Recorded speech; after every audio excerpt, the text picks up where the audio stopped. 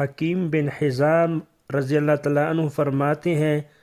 کہ میں نے حضور صلی اللہ علیہ وسلم سے سوال کیا، حضور صلی اللہ علیہ وسلم نے عطا فرمایا، میں نے پھر مانگا، حضور صلی اللہ علیہ وسلم نے پھر مرحمت فرمایا۔ اس کے بعد ارشاد فرمایا کہ اے حکیم، یہ مال سرسبز میٹھی چیز ہے، یعنی خوشنما ہے، دکھنے میں لذیذ ہے، دلوں میں، پس جو شخص اس کو نفس کی سخاوت یعنی استغنا سے لیتا ہے، اس کے لیے تو اس میں برکت دی جاتی ہے، اور جو اس کو اشراف نفس یعنی حرص اور طمع جیسا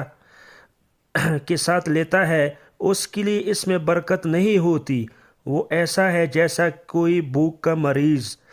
کہ کھاتا رہے اور پیٹ نہ بھرے۔ اوپر کا ہاتھ نیچے کے ہاتھ سے بہتر ہے، یعنی دینے والا ہاتھ مانگنے والے سے اچھا ہے۔ حکیم رضی اللہ تعالیٰ عنہ فرماتے ہیں، میں نے عرض کیا یا رسول اللہ صلی اللہ علیہ وسلم، قسم ہے اس ذات کی جس نے آپ کو حق دے